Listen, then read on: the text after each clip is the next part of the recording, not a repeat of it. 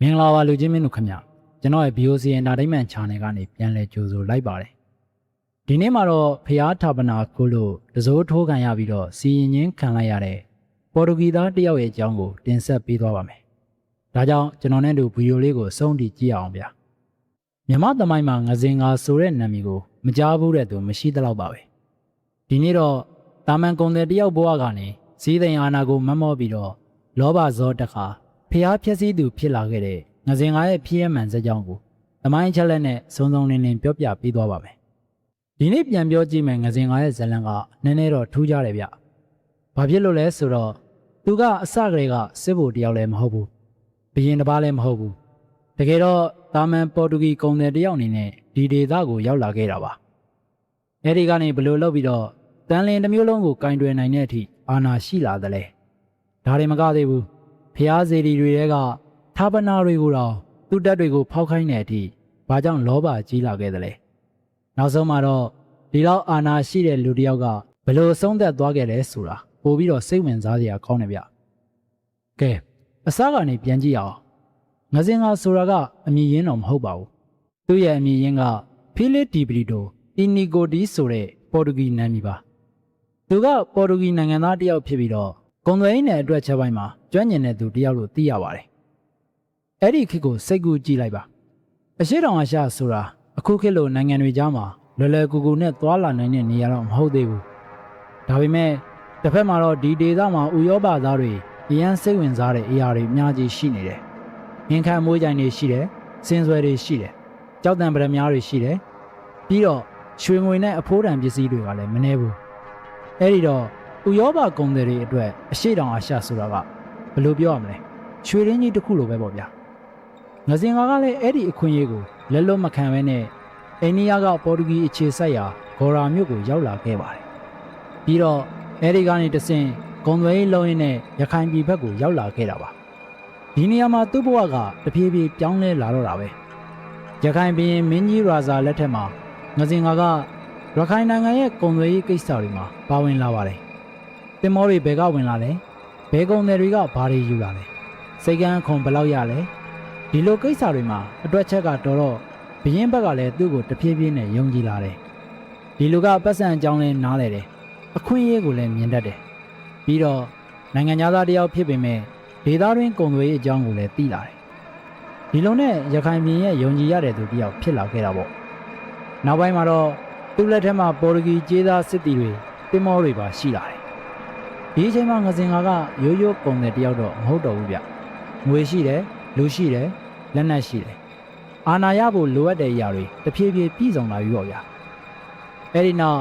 တက္ကရာ1999ဝန်းကျင်မှာအရေးကြီးတဲ့ဖြစ်ရပ်တစ်ခုဖြစ်လာပါတယ်ရခိုင်ပြည်ကပဲခူးကိုတိုက်ခိုက်ပြီးတော့အောင်မြင်ခဲ့တဲ့အချိန်မှာငစင်ငါကလည်းရခိုင်တပ်တွေနဲ့တူအောင်မြန်မာပြည်ဘက်ကိုလိုက်ပါလာခဲ့ပါတယ်ပဲခူးကိုသိမ်းပိုက်ပြီးတဲ့နောက်တန်လင်းကိုအရေးကြီးတဲ့ဂုံသွေးစိတ်ကန်းအဖြစ်အသုံးချဖို့ဆုံးဖြတ်လိုက်ကြပါတယ်ပြီးတော့ဘရင်ကယုံကြည်တဲ့ငစင်ငါကိုတန်လင်းမှာအကောက်ခွန်အရာရှိနဲ့မျိုးဆောင်အဖြစ်ထားလိုက်ပါတယ်ကဲဒီနေရာမှာငစင်ငါအတွက်ဘာဖြစ်သွားလဲဆိုတော့အခွင့်အရေးကြီးတစ်ခုကသူ့လက်ထဲကိုရောက်လာတာပဲတန်လင်းကပင်လယ်ဝနဲ့နီးတယ်နိုင်ငံခြားသင်္ဘောတွေဝင်ထွက်တယ်ဂုံသွေးရေးကောင်းတယ်အခွန်ကောက်ကလည်းအများကြီးရတယ်ကုံတယ်တယောက်အနေနဲ့စဉ်းစားကြည့်ရင်တော့ရွှေတွင်းကြီးတစ်ပင်းကိုဖင်ခုထိုင်ထားရတယ်လို့ပဲပေါ့ဒါပေမဲ့ပြဿနာကလူတစ်ယောက်လက်ထက်မှာအခွင့်အာဏာများလာတဲ့အခါလောဘကလည်းအဲ့ဒီတိုင်းလိုက်တက်လာနိုင်တယ်ငစင်ကလည်းဒီတိုင်းပါပဲအစကသူတွေးတာကစီးသိမ်ချမ်းသာရဖို့နောက်တော့ဒီလောက်ငွေတွေဝင်နေတဲ့နေရာကိုဘာလို့ငါကသူများအတွက်ပဲထိမ့်ပေးနေရတာလဲဆိုတဲ့အတွေးမျိုးဝင်လာတော့တာပါဒီစိတ်ကန်းကရတဲ့အခွန်တွေအားလုံးကငါအပိုင်ဖြစ်ရဲ့ငါကိုယ်တိုင်သာဒီနေရာကိုအုပ်ချုပ်နိုင်ဒီလိုအတွေးတွေတဖြည်းဖြည်းများလာတာနဲ့မျှငစင်ငါရဲ့စီးစိမ်လိုချင်တဲ့လောဘကနေအာဏာလိုချင်တဲ့လောဘအဖြစ်ပြောင်းသွားပါတော့တယ်ပြီးတော့သူလည်းစတင်လှုပ်ရှားတာပေါ့ရခိုင်ပြည်မသိအောင်ပေါ်တူဂီကျေးသားစစ်သားတွေရေချောင်းဓမြတွေကိုငွေပေးပြီးတော့သူ့ဘက်မှာစူးစီးလာတယ်နောက်တော့တန်လင်းမှာခုခံတပ်တစ်ခုတိစောက်ထားတယ်အမြောက်တွေတက်တယ်စစ်သားတွေစုတယ်တဖြည်းဖြည်းနဲ့တန်လင်းကငစင်ငါရဲ့ကိုယ်ပိုင်အင်အားစုတစ်ခုလိုဖြစ်လာတာပေါ့ဗျာရခိုင်ပြည်ဘက်ကလည်းဒီအချင်းတွေကိုရိမ့်မိလာတယ်ဒီလိုတော့ငါအပေါ်တစ္ဆာမရှိတော့ဘူးဆိုတာသိလာတဲ့အချိန်မှာစစ်ဆေးဖို့တက်လွှတ်လိုက်ပါတယ်ဒါပေမဲ့ငစင်ငါဘက်ကနောက်ကိုပြန်ဆုံးမဲ့သူတော့မဟုတ်ဘူး တန်လင်းကိုရောက်နေတဲ့ရခိုင်အိမ်ရှိစံမင်းခမောင်းကိုဖမ်းလိုက်တယ်ပြီးတော့တစားကန်လှုပ်လိုက်တယ်အဲ့ဒီနောက်ရခိုင်ပြည်စီကရွှေငွေတွေကိုတောင်းတယ်အဲ့ဒီချိန်မှာပဲသူ့ရဲ့အာဏာလိုချင်မှုကဘယ်ဆင့်ရောက်နေပြီလဲဆိုတာတမ်းမြင်နိုင်တယ်ဒါပေမဲ့ငစင်ကတခုတော့နားလည်ထားတယ်မြန်မာပြည်တွေကအင်အားအလုံးရင်းနဲ့လာတတ်ရင်လူတက်နဲ့တယောက်တည်းမခံနိုင်ဘူးဆိုတာဒါကြောင့်အပြင်ကအင်အားကြီးတစ်ခုကိုသူ့ဘက်မှာရှိနေအောင်လုပ်ဖို့ကြိုးစားပါတယ်အိန္ဒိယဘက်ကပေါ်တူဂီအုပ်ချုပ်ရေးအာဏာပိုင်တွေစီကိုသွားပြီးတော့ဒီလိုပြောတယ်တန်လင်ကရတဲ့အခွန်နဲ့ကုန်သွယ်ရေးအကျိုးမြတ်တွေကတွက်ကိုပေးမယ်အပြန်လန်အနေနဲ့ကျွန်တော်ကိုတန်လင်ရဲ့အုပ်ချုပ်သူဖြစ်ထောက်ခံပေးပါဆိုတဲ့သဘောမျိုးနဲ့သဘောတူညီချက်လုပ်လိုက်ပါတယ်ပေါ်တူဂီဘက်ကလည်းသူတို့အတွက်အကျိုးမြတ်ရမယ်ကိစ္စဆိုတော့လက်ခံလိုက်တယ်ငစင်ကာကိုဒွန်ဖီလစ်ဆိုတဲ့ဘွဲ့နဲ့အသိမှတ်ပြုခဲ့ကြပါတယ်ဒီလိုနဲ့မနေ့တနေ့ကမှကုန်တယ်တယောက်ဖြစ်ခဲ့တဲ့လူကကိုပိုင်စစ်တပ်နဲ့ကိုပိုင်အာဏာရှိတဲ့တန်လင်အုပ်ချုပ်သူတယောက်ဖြစ်လာခဲ့တာပေါ့ဒါပေမဲ့အာဏာရလာပြီဆိုပြီးတော့ငစင်ကာကရက်လိုက်မယ်လို့ထင်လားမရက်ဘူးဗျအောက်မြန်မာပြည်တစ်ခွင်လုံးကိုသူ့လက်ထဲကိုရောက်လာစေချင်တာပါဒီလိုရီမှန်းချက်ကြီးလာတာနဲ့မျှငွေကလည်းပို့လိုလာတယ်စစ်တပ်ကိုထိန်းထားရတယ်တင်မောတွေကိုထိန်းထားရတယ်ခံတပ်တွေစောက်ရတယ်အမြောက်တွေလိုတယ်ဒါကြောင့်ငွေရှာတဲ့နီးလန်းတွေကလည်းတဖြည်းဖြည်းပိုကျန်းလာတယ်တန်လင်စိတ်ကန်းကိုဖျက်ဆီးသွားတဲ့တင်မောတွေကအခွန်မဆောင်ခဲ့ရင်ပေါ်တူဂီတင်မောတွေနဲ့လိုက်ဖမ်းတယ်ကုန်ပစ္စည်းတွေကိုသိမ်းတယ်တချို့ကိုဓမြတိုက်တယ်ဒီလိုနဲ့တန်လင်စိတ်ကန်းကပုံသွေးအတွက်တမကငစင်ကားရဲ့အာဏာနဲ့ငွေကြေးရှာဖို့အတွက်အသုံးချခံလာရပါတယ်ဒါပေမဲ့သူရှာတွေ့ခဲ့တဲ့ငွေရှာနည်းတွေထဲမှာလူတွေအတွက်အနာကျင်ဆုံးကတော့ဇေဒီပထိုးတွေကထာပနာတွေကိုရှာဖွေခိုးယူတာပါအဲ့ဒီခေတ်ကမြန်မာလူမျိုးတွေအတွက်တော့ဇေဒီပထိုးဆိုတာကရွှေတူလောင်ထားတဲ့အဆောင်တစ်ခုမဟုတ်ဘူးကိုးကွယ်ယုံကြည်ရာသမိုင်းနဲ့ယဉ်ကျေးမှုကိုထိမ့်သိမ်းထားတဲ့နေရာဒီနေရာတွေကိုဖျက်ဆီးတယ်ဆိုတာကလူတွေရဲ့ယုံကြည်ချက်ကိုပါထိခိုက်စေတာပါဒါပေမဲ့ငစင်ကာဘက်ကတော့အဲ့ဒီလိုမမြင်ဘူးသူ့အတွက်အဲ့ဒီဇေဒီထဲမှာရွှေရှိတယ်ငွေရှိတယ်ရတနာရှိတယ်ဒါဆိုယူလိုက်ရုံပဲဒီလိုနဲ့သူ့တက်တွေကိုဇေဒီပထိုးတွေထဲကအဖိုးတန်ပစ္စည်းတွေကိုရှာဖွေဖို့လွှတ်လာပါတယ်ရွှေစင်းလူတော်တွေကိုအီဂျိုတာတွေရှိတယ်ရန်နာတွေကိုယူတာတွေရှိတယ်ဇေဒီတွေကိုဖောက်ထွင်းတာတွေရှိတယ်ပြီးတော့မြမသမိုင်းမှာအခုအချိန်ထိပြောတရားဖြစ်နေတဲ့ဓမ္မဇေဒီခေါင်းလောင်းကြီးရဲ့ဇလန်းကလည်းအဲ့ဒီချိန်နဲ့ဆက်သက်လာပါတယ်ဒီခေါင်းလောင်းကြီးကိုရွှေဒီကုံကနေဖြုတ်ချပြီးတော့တန်လင်ဘက်ကိုတည်ဆောင်ဖို့ကြိုးစားခဲ့တယ်လို့ရာဇဝင်မှတ်တမ်းတွေမှာဖော်ပြထားပါတယ်သူ့ရဲ့ရည်ရွယ်ချက်ကလည်းစစ်ရေးအတွက်တတ်တူရဖို့ဖြစ်ပါတယ်ဆိုတော့စဉ်းစားကြည့်ပါဦးအစကပတ်စံရှာဖို့ဒီဒေသကိုရောက်လာတဲ့ကုန်သည်တယောက်ကနောက်ဆုံးမှာဘာသာရေးနေရာတွေတဲကရွှေငွေတွေကိုပါလိုက်ရှာတဲ့အဆင့်ထိရောက်သွားပြီဒါတွေမကသေးဘူးဒေသခံပြည်သူတွေပေါ်မှာလည်းဖိအားတွေအများကြီးပေးလာတယ်အလုပ်ကြမ်းခိုင်းတာတွေရှိတယ်ဘာသာရေးနဲ့ပတ်သက်ပြီးတော့ဖိအားပေးတာတွေရှိတယ်ခရစ်ယာန်ဘာသာကိုပြောင်းလဲဖို့အတင်းကျပ်လုပ်တာမပြောင်းတဲ့သူတွေကိုနှိပ်စက်တာမျိုးတွေရှိခဲ့တယ်လို့သမိုင်းမှတ်တမ်းတွေမှာလည်းဖော်ပြထားတယ်အဲ့တော့တန်လင်မှာငစင်ကာရဲ့အာဏာကပိုကြီးလာပြီမဲ့သူ့ကိုမုန်းတီးတဲ့သူတွေကလည်းတစ်နေ့ထက်တစ်နေ့ပိုများလာပါတယ်ဒါပေမဲ့ငစင်ကာကတော့သူ့အာဏာကတစ်သက်လုံးတည်မြဲနေမယ်လို့ထင်ခဲ့ပုံရပါတယ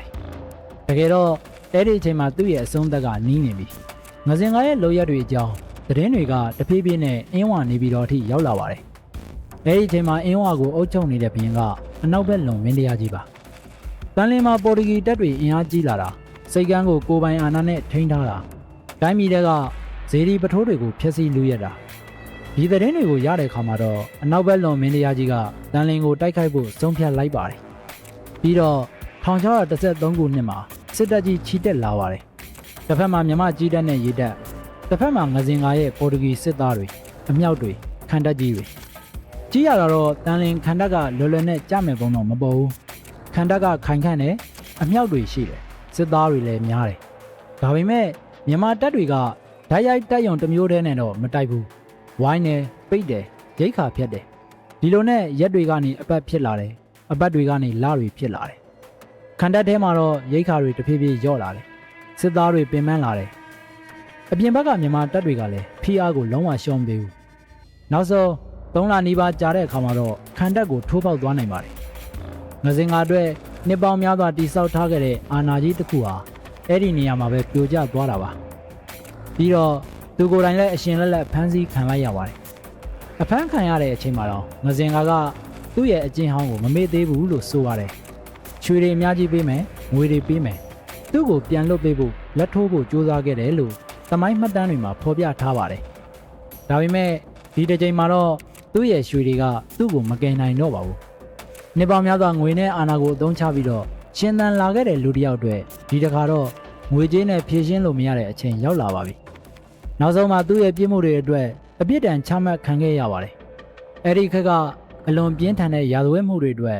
အသုံးပြုခဲ့တဲ့ကွန်မြူနတီတစ်ခုဖြစ်တဲ့တန်ကျင်ရှို့ခြင်းနဲ့တေတံပေးဖို့အမိန့်ချမှတ်ခဲ့ပါတယ်။တန်ကျင်ဆိုတာဘယ်လိုမျိုးလဲဆိုရင်ဒီနေ့ခေတ်မှာကြားဘူးကြတဲ့တစိုးထိုးတာကိုပြောကြတာပါ။ခြုံထက်တဲ့တန်ညွန်ဒါမှမဟုတ်တစ်သားကြုံကိုခန္ဓာကိုယ်ထဲကိုထိုးပေါက်ပြီးတော့အဲ့ဒီတိုင်းစိုက်ထူထားတဲ့အလွန်ရက်စက်တဲ့ကွန်မြူနတီတစ်ခုပါ။သမိုင်းမှတ်တမ်းတွေအရ